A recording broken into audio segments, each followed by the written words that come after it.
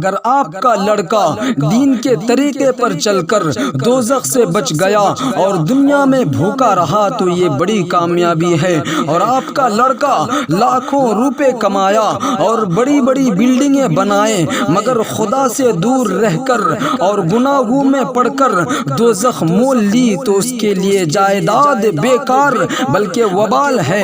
میرے بھائیوں، ماں باپ کی سب سے بڑی ذمہ داری یہ ہے کہ اپنی اولاد کو دیندار بنا دیں اور دوزخ سے بچاویں۔ ہر بچہ کم از کم 9-10 سال تو اپنی ماں کے پاس ہی رہتا ہے، مائیں اس پر خاص توجہ دیں، اس عمر میں اسے دین کی باتیں سکھا دیں اور دیندار بنا دیں۔ اگر اولاد دیندار ہوگی تو آپ کے لیے دعا کرے گی اور جو دینی تعلیم آپ نے سکھایا تھا اس پر عمل کرے گی تو آپ کو بھی اجر و ثواب ملے گا۔ لیکن جب کہا جاتا ہے کہ اولاد کو قرآن پڑھاؤ، دین سکھاؤ اور نماز روزہ پر ڈالو تو بعض ماں باپ کہہ دیتے ہیں کہ اپنے بچہ کو ملا تھوڑا ہی بنانا ہے، یہ تو افسر بنے گا۔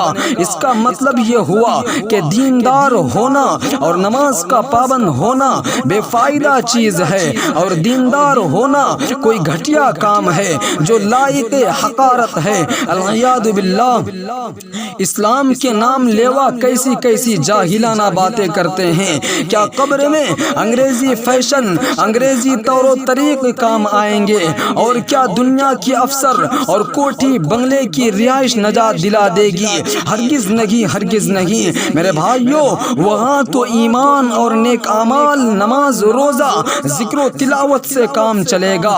اگر آخرت حق ہے جیسا کہ سب مسلمان مانتے ہیں تو اس کے لیے دوڑ دھوپ کیوں نہیں؟ وہاں کے لیے اولاد کو تیار کیوں نہیں کرتے اور اولاد کو وہاں کے لیے فکر مند کیوں نہیں بناتے اور اعمال صالحہ پر کیوں نہیں ڈالتے؟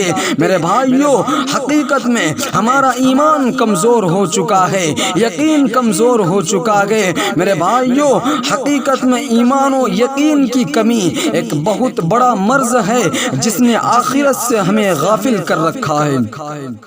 آج جہالت کی وجہ سے بیٹے پوتے باپ دادا جنازہ بھی نہیں پڑھ سکتے۔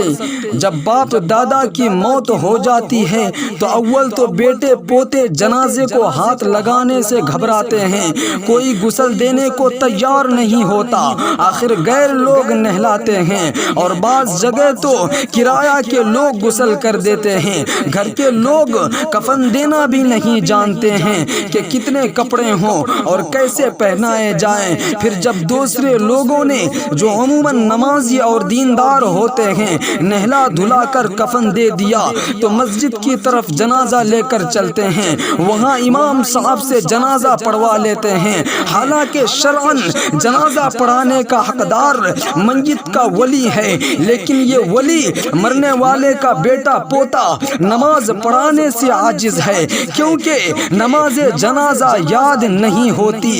بعض مرتبہ تو میت کے رشتہ دار جنازے کی صف میں کھڑے ہو جاتے ہیں مگر انہیں یہ معلوم نہیں ہوتا کہ پڑھنا کیا ہے، اور بعض ایسے ہوتے ہیں کہ نماز سے دور علیحدہ کھڑے رہتے ہیں۔ وجہ کیا ہے؟ اپنے خاص لوگ نماز جنازہ پڑھنے اور پڑھانے سے عاجز ہیں۔ کیا اس کی وجہ یہ نہیں ہے کہ مرنے والے نے ان لوگوں کو دینی تعلیم نہیں دی، ان کو دین پر نہیں ڈالا، نماز روزہ نہیں سکھایا، بڑی بڑی جائیدادیں خرید کر اولاد کے نام کر دیں گے مگر اولاد کو اس قابل بنا کے نہ چھوڑا کہ باپ کا جنازہ ہی صحیح طور پر پڑھ لیتے؟